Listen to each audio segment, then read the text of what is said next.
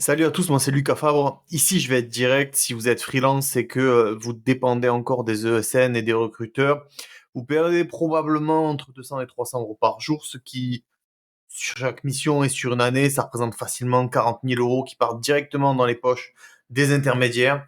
Dans cette vidéo, je vais vous montrer comment reprendre le contrôle de vos revenus et vous libérer de l'emprise des ESN. Sur une année, ça représente environ 40 000 euros qui partent directement dans les poches des intermédiaires et des ESN. En effet, la dépendance à l'égard des intermédiaires et la perte quotidienne de revenus est vraiment flagrante chez les gens qui sont dépendants des intermédiaires. D'un autre côté, on a une autonomie financière et une augmentation quotidienne du revenu pour les freelances qui sont indépendants. J'ai été exactement à votre place en 2019. Je pensais que passer par des ESN était la seule option viable et je me trompais lourdement. Non seulement je perdais 30% de mes revenus, mais en plus je n'avais aucun contrôle sur mes missions, je devais accepter des projets qui ne m'intéressaient pas et surtout je construisais leur business, pas le mien. Aujourd'hui, 100% de mes missions et celles de mes clients viennent en direct et je vais vous partager 3 stratégies qui m'ont permis d'y arriver et que j'enseigne maintenant à mes clients. Le but est vraiment de sortir de ce carcan-là. La première stratégie, c'est de développer une marque personnelle qui fait de vous la référence dans votre domaine. Attention, je ne parle pas juste d'avoir un joli profil LinkedIn. Je vais vous donner un exemple concret. Un de mes mentorés était développeur React comme des milliers d'autres. Son positionnement, c'était développeur React freelance. Résultat, il avait une mission à 350 euros jour avec des ESN. Vous me direz, c'est pas si mal. Sauf qu'en fait, on a retravaillé son positionnement pour devenir l'expert React spécialisé dans l'optimisation de marketplace et dashboard pour le e-commerce. Concrètement, ce qu'on a fait, on est parti d'un positionnement basique qui était développeur React freelance. Ensuite, on l'a amené vers un positionnement qui était orienté résultat, vraiment sur une niche. Il possédait déjà une expertise sur cette niche-là. On a juste démontré son expertise au monde via une stratégie de contenu. On a ajusté son taux journalier et ça a payé directement. Il a eu des contacts directs off-market. En l'espace de 3 mois, il a triplé ses demandes de connexion. Il a signé sa première mission à 650 euros au jour en off-market.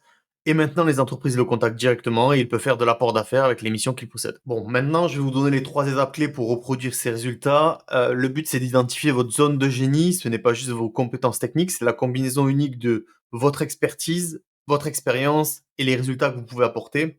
Donc, c'est sur la partie identifier les forces uniques. Ensuite, vous devez créer un message qui soit différenciant, qui doit répondre à la question pourquoi vous plutôt qu'un autre. Par exemple, j'aide les e-commerce à multiplier par 3 leur taux de conversion en optimisant la performance de leur application React. Et ensuite, vous devez déployer ce message parce que même si vous êtes génial, il est nécessaire d'en parler au monde parce que personne ne le verra. Vous devez déployer ce message partout. Votre profil LinkedIn, votre signature email, vos présentations clients, tout doit être aligné avec ce fameux positionnement unique que vous avez créé.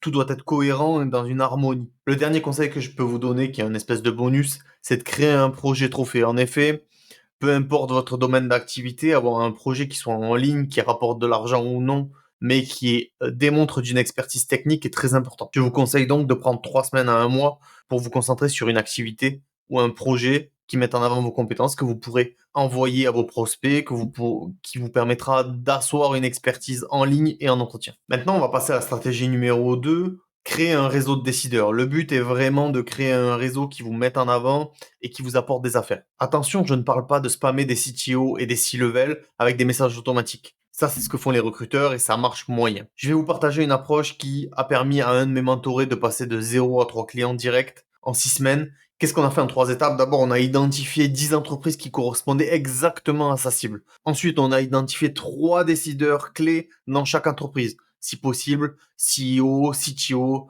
lead dev, chef de projet, des choses comme ça. Et bien évidemment, on a vérifié via LinkedIn que ces entreprises travaillaient avec des freelances. C'est très important. On a utilisé la stratégie d'engagement que j'appelle ACE, analyser leur contenu récent, commenter de manière pertinente et engager une conversation naturelle. Au lieu d'envoyer un message type je suis développeur, disponible, blablabla, est-ce que tu veux qu'on discute? Un de mes mentorés a remarqué que le CTO d'une certaine boîte parlait d'une problématique de performance. Il a donc travaillé un peu le sujet en amont, a écrit un article sur le sujet en rapide, lui a envoyé l'article et ils ont pu avoir une discussion naturelle entre deux humains. Résultat, 3-4 jours après, il avait une réunion pour un entretien sur une offre qui était totalement pas prévue, qui était totalement hors market et qui a été disponible uniquement pour lui. Pour récapituler, l'idée est vraiment de créer un réseau de décideurs. Ça se passe en 6 étapes. On identifie les entreprises cibles, on identifie les décideurs clés, au moins 3 par entreprise pour être efficace. On analyse leur contenu, on interagit avec eux pour que ce soit pertinent et on engage des conversations naturelles. Faut pas oublier que ce sont des humains en face. Le mieux, c'est de partager des insights, des choses, choses que vous avez faites qui vous mettent en avant lors de ces interactions. Vous partagez des insights, vous pointez leurs problèmes et vous leur proposez des solutions sans vendre vos services. Généralement, par la suite, ça crée un climat de confiance et ça vous apportera beaucoup de choses.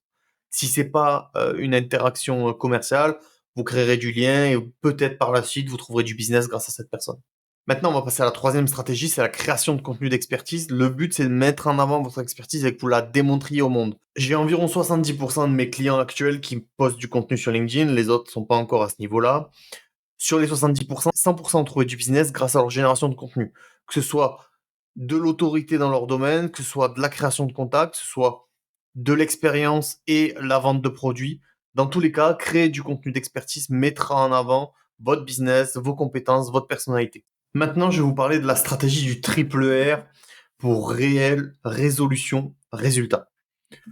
Le but, c'est quoi? C'est de partager des expériences qui sont concrètes, pas des théories, de se focaliser sur des solutions aux problèmes courants de vos prospects et de montrer toujours les impacts sur le business. On partage du réel, on résout les problématiques avec des solutions concrètes et bien sûr, on démontre des résultats, des métriques auprès de nos clients. Le but de cette stratégie, c'est de démontrer notre valeur et notre expertise aux yeux du monde. Une autre méthode que j'ai développée globalement, c'est le PAR. Problème, action, résultat. On identifie une douleur, c'est très important, on vend sur de la douleur, on fait une action en expliquant notre approche, et bien sûr, on chiffre l'impact que peut avoir notre action sur le prospect. Le but, c'est d'avoir 80% de votre stratégie de contenu qui est dédiée à l'éducation et à la mise en valeur de votre expertise, et 20% qui doit être sur la vente, la disponibilité. C'est ça la clé d'un personal branding équilibré. On arrive bientôt à la fin de la vidéo. Ces trois stratégies sont la base pour se libérer des intermédiaires, mais ce n'est que la partie émergée de l'iceberg. Dans mon programme complet, on va aller beaucoup plus loin. On va voir comment automatiser la prospection sans y passer des heures, des scripts précis pour négocier directement des tarifs plus élevés avec nos clients et comment créer un pipeline constant de clients pour ne plus être sous l'emprise des ESN et des recruteurs. Merci d'être arrivé jusque-là. Pour vous remercier, je vous offre un appel de conseil de 30 minutes. L'idée, c'est vraiment d'identifier vos douleurs, vos problématiques lors de cet appel et de vous donner un plan d'action directement dans l'appel. Si on est aligné, vous et moi, on verra à la fin pour une potentielle collaboration. C'est offert, vous avez le lien dans la description en bas, donc n'hésitez pas à prendre un appel avec moi. On continue la vidéo. Je pense que le meilleur schéma pour résumer ces trois stratégies que je viens de vous donner, c'est celui-ci.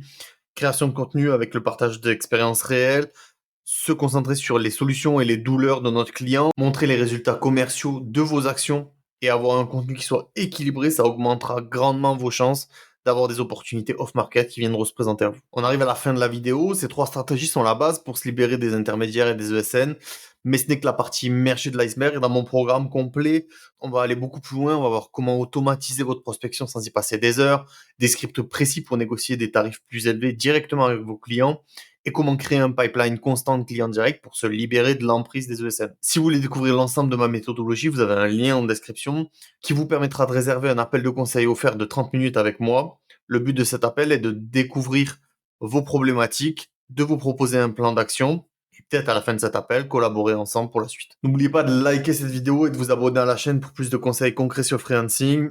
Je vous remercie de m'avoir écouté. N'hésitez pas à me dire ce que vous en avez pensé en commentaire. On se voit très vite pour une nouvelle vidéo. Salut!